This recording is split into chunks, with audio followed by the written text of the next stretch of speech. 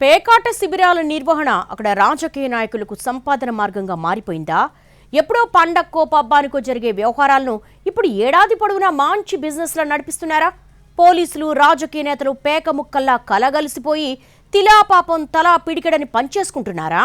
ఎక్కడ నడుస్తోంది అంత అడ్డగోలు జూదం? ఏంటా వ్యవహారం? సంక్రాంతి టైంలో గోదావరి జిల్లాల్లో కోడి పందాలు ఎంత ఫేమస్సో పేకాట శిబిరాలు కూడా అంతే పాపులర్. ఆ 3 రోజులు కూర్చున్న దగ్గర నుంచి లేవకుండా ఆడే పేకాట రాయిళ్లు ఉంటారంటే అతిశయోక్తి కాదు. దాన్ని సరదా అని వాళ్ళంటారు, జూదమని బయట వాళ్ళంటారు. సరే, ఎవరేమనుకున్నా అదంతా అంతవరకే. పండగ ముచ్చట ముగిశాక అలాంటివి ఉండవు కాబట్టి పోలీసులు కూడా చూసి చూడనట్టు వదిలేస్తారు. కానీ ఇప్పుడు పరిస్థితి మారుతోందట. తొండముదిరి ఊసరవెల్లి అయిందన్నట్టు ఉమ్మడి పశ్చిమ గోదావరి జిల్లాలో ఇప్పుడు సీజన్తో సంబంధం లేకుండా పేకాట శిబిరాల్ని నడిపించేస్తున్నారట.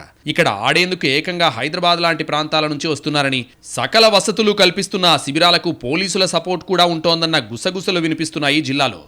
మెడికవర్ తో మీ మాతృత్వ కలలను సాకారం చేసుకోండి. ఇప్పుడు IOI పై 50%, IVF పై 20,000 తగ్గింపు మరియు పొందండి ఉచిత కన్సల్టేషన్ తో పాటు ఫ్రీ అల్ట్రాసౌండ్ స్కానింగ్. మీరు ఎంత తెచ్చుకునైనా ఆడండి, ఆపేవాడు ఉండడు. మీకు మేమే కాదు, మా నాయకులు కూడా గ్యారంటీ అంటూ పేకాట శిబిరాల నిర్వాహకులు ప్రచారం చేస్తుండటంతో ఇప్పుడు ఉమ్మడి పశ్చిమ గోదావరిలో పేకాట పరిశ్రమ స్థాయికి చేరుకుంటోందన్న సెటైర్స్ వినిపిస్తున్నాయి. తణుకు, భీమవరం ప్రాంతాల్లో వీటి కోసం ప్రత్యేక ఏర్పాట్లు చేసి ఏడాది పొడవునా నిరాటంకంగా జరిగేలా చూస్తున్నారట. కొన్ని నియోజకవర్గాల్లో ఎమ్మెల్యేలు ఒప్పుకోకపోవడంతో అక్కడి వాళ్ళని కూడా పక్క సెగ్మెంట్స్కు రప్పించి మరీ ముక్కలు కలిపేస్తున్నారట.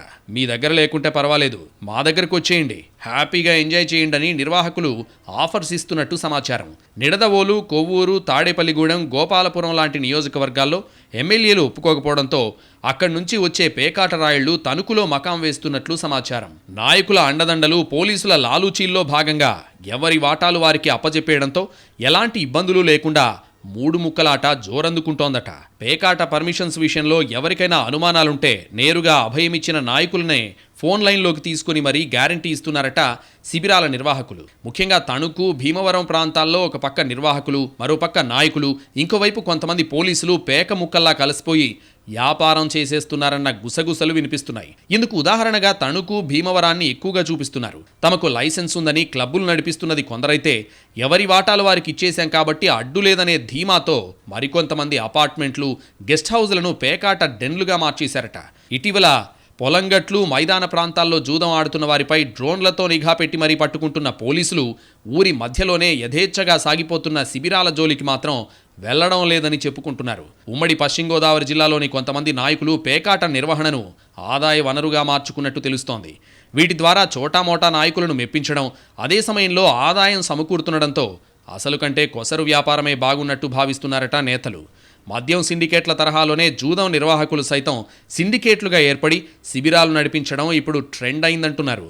తణుకు చుట్టుపక్కల ప్రాంతాలతో పాటు భీమవరం పరిసరాల్లో నడుస్తున్న ఈ వ్యాపారాన్ని చూసి మరికొన్ని చోట్ల నాయకులు ఇన్స్పైర్ అవుతున్నట్టు తెలుస్తోంది. ముఖ్యంగా రాజకీయ నాయకులకు ఇది ఆదాయ వనరుగా మారడంతో ఇప్పట్లో వీటికి బ్రేక్ పడే అవకాశం ఉంటుందా అన్నది డౌటేనంటున్నారు స్థానికులు. మొత్తం మీద తణుకు, భీమవరం కేంద్రాలుగా ఏడాది పొడవునా జూదగాళ్లకు రోజంతా 3 ముక్కలు 6 ఆటలు అన్నట్టుగా సాగిపోతోంది.